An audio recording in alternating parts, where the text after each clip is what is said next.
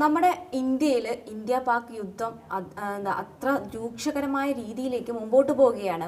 ഇപ്പോൾ അതിന്റെ ഭാഗമായിട്ട് തന്നെ നമ്മൾ ഓപ്പറേഷൻസ് ഒക്കെ തുടങ്ങിയിട്ടുണ്ട്. ഓപ്പറേഷൻ സിന്ദൂർ എന്നുള്ള പേരിൽ ഓരോ ഓപ്പറേഷൻ തുടങ്ങിയിട്ടുണ്ട്. അതിന്റെ 3-ാം ഘട്ടം വരെ ഇപ്പോൾ എത്തി നിൽക്കുന്നു എന്നുള്ള വാർത്തകളിലേക്കൊക്കെ നമ്മൾ ഏറ്റവും കൂടുതൽ ഉറ്റുനോക്കുമ്പോൾ നമ്മുടെ കേരളം അഭിമുഖീകരിക്കുന്ന വേറൊരു പ്രശ്നം എന്ന് പറയുന്നത് കേരളത്തിൽ സംഭവിച്ചുകൊണ്ടിരിക്കുമ്പോൾ നിപ്പ വീണ്ടും സ്ഥിരീകരിച്ചു എന്നുള്ളൊരു വാർത്തയാണ് ഇപ്പോൾ വന്നുകൊണ്ടിരിക്കുന്നത്. അതും കേരളത്തിൽ നിപ്പ സ്ഥിരീകരിച്ചിരിക്കുന്നത് വേറെ എവിടെയുമല്ല, നമ്മുടെ മലപ്പുറത്താണ്. മലപ്പുറം വളാഞ്ചേരിയിൽ സ്വദേശിക്കാണ് നിപ്പ സ്ഥിരീകരിച്ചു എന്നുള്ള വാർത്ത നമ്മൾ കഴിഞ്ഞ ദിവസം അറിഞ്ഞത്.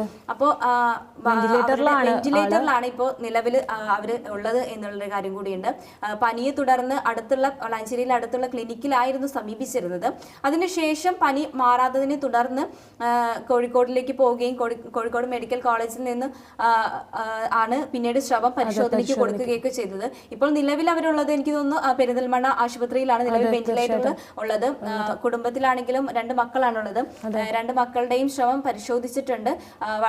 എനിക്ക് മഞ്ചേരി മെഡിക്കൽ കോളേജിൽ വെച്ചിട്ടാണ് അവരുടെ ശ്രവം പരിശോധിച്ചത്. എന്നിട്ട് അത് നെഗറ്റീവ് ആണ് എന്നുള്ളൊരു കാര്യം കൂടി നമ്മളെ ആശ്വസിപ്പിക്കുന്നുണ്ട്. പിന്നെ എന്ന് പറയുന്നത് നമുക്ക് ഇതിപ്പോ 7ാമത്തെ തവണയാണ് കേരളത്തിൽ നിപ്പ വരുന്നത്. 7ാമത്തെ തവണയാണ് എന്നുള്ളൊരു കാര്യം. മലപ്പുറത്ത് തന്നെ അല്ലെ? മലപ്പുറത്താണ് എനിക്ക് തോന്നുന്നത് ഏറ്റവും കൂടുതലായിട്ട് സ്ഥിരീകരിക്കുന്നത്.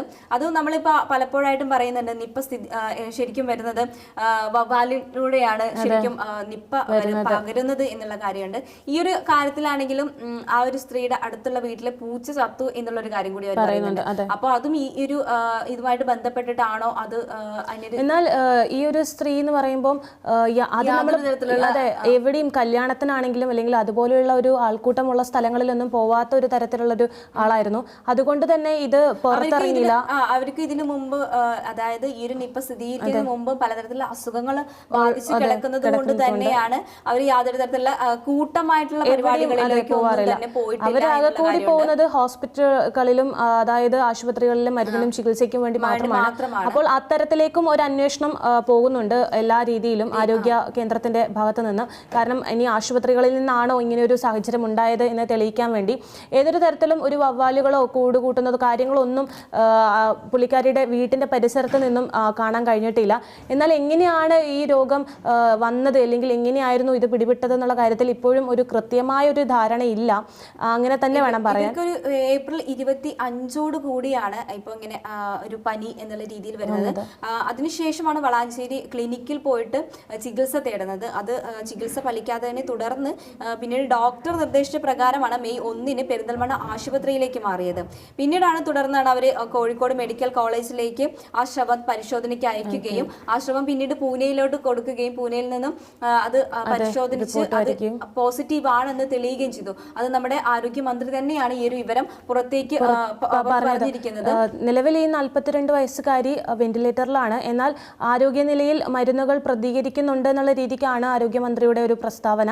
അപ്പോൾ അത് നല്ല രീതിയിൽ തന്നെ അങ്ങനെ സംഭവിക്കട്ടെ. എന്നാൽ അതുമായി ചുറ്റിപ്പറ്റി നടക്കുന്ന ഒരു കൂട്ടം ആൾക്കാരുണ്ടെങ്കിൽ അവർ നിരീക്ഷണത്തിലായിരിക്കും അല്ലെ ഇതിനോടകം തന്നെ? ഇപ്പോൾ കൂടുതലായിട്ടും ഇപ്പോൾ അത് കേന്ദ്രീകരിച്ചുള്ള അന്വേഷണമാണ് പുരോഗമിക്കുന്നത്.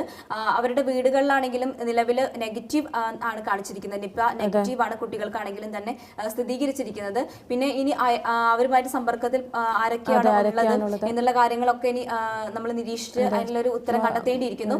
ഇപ്പോൾ നിലവിൽ ആ ഒരു സാഹചര്യം എന്ന് പറയുന്നത് ചികിത്സിച്ച ഡോക്ടർ അതുപോലെ നഴ്സുമാരാണ്. അങ്ങനെയുള്ള കുറച്ച് പേരാണ് ഈ ഒരു നിരീക്ഷണത്തിൽ ഇപ്പോൾ ഉള്ളത്. അവരുടെ എല്ലാം തന്നെ ശ്രമം പരിശോധനയ്ക്ക് അയക്കുന്നതാണ്. അതിന് അനുസരിച്ചായിരിക്കും ബാക്കിയുള്ള കാര്യങ്ങളൊക്കെ നടക്കുന്നത്. തുടർച്ചയായിട്ട് പോയിക്കൊണ്ടിരിക്കുന്ന ഹോസ്പിറ്റലുകളിലും അതായത് മരുന്ന് വാങ്ങാൻ പോകുന്നതും, അതായത് ആളൊരു രോഗിയായിരുന്നു അല്ലെങ്കിൽ അത്തരത്തിലുള്ളൊരു സങ്കീർണമായ ഒരു അവസ്ഥയുള്ള ഒരാളാണ്. അപ്പോൾ സ്ഥിരമായിട്ട് ആശുപത്രികളിൽ കയറി ഇറങ്ങുന്ന ഒരു സ്ഥിതിയാണ്. അതുകൊണ്ട് തന്നെയാണ് പല ആഘോഷവേളകളും ആള് ഒഴിവാക്കിയിരുന്നത്.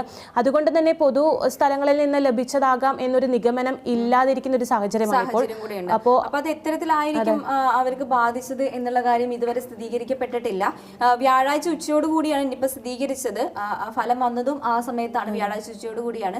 കാരണം ഏപ്രിൽ 25 തുടങ്ങിയത് പിന്നെ മെയ് 1 വരെ നീണ്ടു എന്നുള്ള കാര്യം കൊണ്ടുണ്ട്. അപ്പൊ അത്തരം ആ ഒരു സമയത്ത് തന്നെ ഈ ഒരു രോഗം എത്രമാത്രം ഊർജിച്ചു എന്നുള്ള കാര്യങ്ങളൊക്കെ തന്നെ നമുക്ക് പരിശോധിക്കേണ്ടിയിരിക്കുന്നു. വളരെ ജാഗ്രതയോടെ കാണേണ്ട കാര്യം തന്നെയാണ്. കാരണം ഇത് അതായത് ഈ നിപ്പ എന്ന് പറയുന്നത് നമുക്ക് 1-2 തവണ മാത്രമല്ല നമ്മുടെ കേരളത്തിൽ വന്നിരിക്കുന്നത്. 7ാമത്തെ പ്രാവശ്യമാണ് എന്ന് പറയുന്നത്. പറയുമ്പോൾ അത് നമ്മൾ അത്രയും സീരിയസ് ആയിട്ട് എടുക്കേണ്ട ഒരു കാര്യം കൂടിയാണ് എന്നുള്ളൊരു ഒന്നും കൂടി ഇത്രയും ഒരു വലിയ സംഘർഷം ഒരു ഭാഗത്ത് നിന്ന് ഇന്ത്യ നേരിട്ടുകൊണ്ടിരിക്കുന്ന ഒരു സമയത്ത് കേരളം അഭിമുഖീകരിക്കുന്നത് നിപ്പയായി മാറി വീണ്ടും.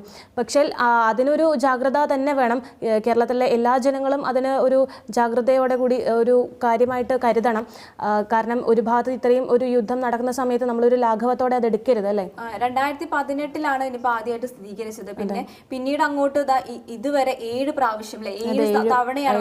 ഇതിപ്പോ 2025 എത്തി നിൽക്കുമ്പോൾ 7ാമത്തെ തവണയാണ് കേരളം ഇത് അഭിമുഖീകരിക്കുന്നത്. എന്തുകൊണ്ട് മലപ്പുറം എന്നൊരു ചോദ്യം കൂടിയുണ്ട്. കാരണം കൂടുതലായിട്ടും കേസുകളൊക്കെ റിപ്പോർട്ട് ചെയ്തിട്ടുള്ളത് അല്ലെങ്കിൽ മരണങ്ങൾ റിപ്പോർട്ട് ചെയ്തിട്ടുള്ളത് മലപ്പുറത്ത് നിന്നാണ് എന്നുള്ളൊരു കാര്യം കൂടിയുണ്ട്. അപ്പൊ അതീവ ജാഗ്രതയാണ് ഈ ഒരു കാര്യത്തിലാണെങ്കിലും മലപ്പുറം ഭാഗത്തിലേക്ക് എനിക്ക് തോന്നുന്നു. ഇനിയിപ്പോ അവരുമായിട്ട് സമ്പർക്കത്തിൽപ്പെട്ട ആൾക്കാർ, യാത്ര ചെയ്യുന്നവര്, ഇതെല്ലാം ഒരു കണക്ഷൻ വരുന്നുണ്ട്. കാരണം നമ്മൾ യാത്ര ചെയ്യുന്നത് ട്രെയിനുകൾ, അതുപോലെ ഒരുപാട് അങ്ങനെയുള്ള കാര്യങ്ങളിലൊക്കെ ഇത് എല്ലാ ഗതാഗത മാർഗങ്ങളും നമ്മൾ യൂസ് ചെയ്യും. അതുപോലെ തന്നെ പല ആൾക്കാരുമായി സമ്പർക്കത്തിലുണ്ടാവാം, പ്രദേശവാസികളുമായിട്ടുണ്ടാവാം, നാട്ടിലുള്ള പല ആളുകളും, അയൽവാസികളും എല്ലാവരും. അപ്പോൾ എല്ലാവരും പേടിച്ചുകൊണ്ട് അയ്യോ ഞാൻ സമ്പർക്കത്തിൽ പെട്ടില്ല അല്ലെങ്കിൽ ഞാനൊന്നും സംസാരിച്ചില്ല എന്ന രീതിയിലും നിൽക്കേണ്ട കാര്യമില്ല. എല്ലാ രീതിയിലും തുറന്നു പറഞ്ഞ് ആരോഗ്യ വകുപ്പിനോട് കൃത്യമായിട്ടുള്ള കാര്യങ്ങൾ പറഞ്ഞുകൊണ്ട് ജാഗ്രത രീതിയിൽ നിൽക്കുക. അതെ. പിന്നെ ഇതുമായി ബന്ധപ്പെട്ട് അടിയന്തരമായൊരു യോഗം ജില്ലയിൽ ആരോഗ്യമന്ത്രി വൈകിട്ട് സംഘടിപ്പിച്ചിട്ടുണ്ട്. കളക്ടറേറ്റിൽ സംഘടിപ്പിച്ചിട്ടുണ്ട്. ഉന്നതതല യോഗം ചേരും. അതിനുശേഷമായിരിക്കും മറ്റ് സ്ഥിതിഗതികളെല്ലാം തന്നെ വിലയിരുത്തിയിട്ട് നിർദ്ദേശങ്ങൾ പുറപ്പെടുവിക്കുന്നത്. കാരണം ഇത് എത്തരത്തിലാണ് ഇവരെ ബാധിച്ചത്, അല്ലെങ്കിൽ ആരൊക്കെ സമ്പർക്കത്തിലുണ്ട്, ഇനി ആരൊക്കെ ജാഗ്രത പാലിക്കണം എന്നുള്ള കാര്യങ്ങളൊക്കെ തന്നെ ഇനിയാണ് നമുക്ക് അറിയേണ്ടിയിരിക്കുന്നത്.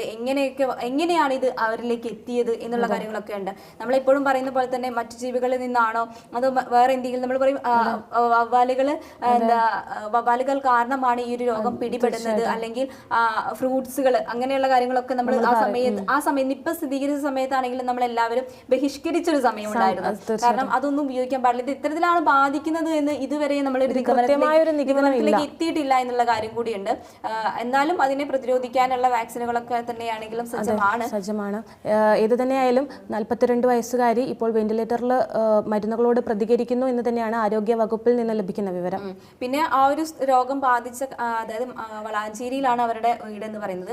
ആ ഒരു ഭാഗത്ത്, അതായത് 3 ചുറ്റുപാടും അവരുടെ വീടിന് 3 കിലോമീറ്റർ ചുറ്റുപാടും ഉള്ളവർക്ക് എല്ലാവർക്കും തന്നെ കണ്ടെയ്ൻമെന്റ് സോൺ പ്രഖ്യാപിച്ചിട്ടുണ്ട്.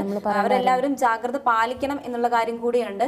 കൃത്യമായൊരു നിഗമനത്തിൽ എത്തുന്നത് വരെ എല്ലാവരും ജാഗ്രത പാലിക്കുക, മറ്റുള്ളവർക്ക് രോഗം പടർത്താതിരിക്കുക.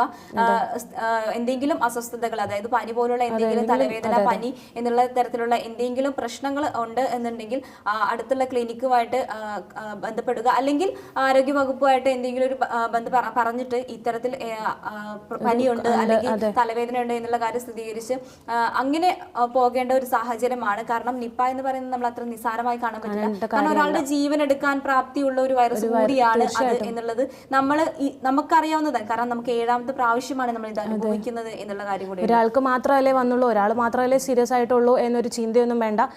എല്ലാവരും ശ്രദ്ധയോടെ ഒരു ജാഗ്രതയോടെ ഇരിക്കാം.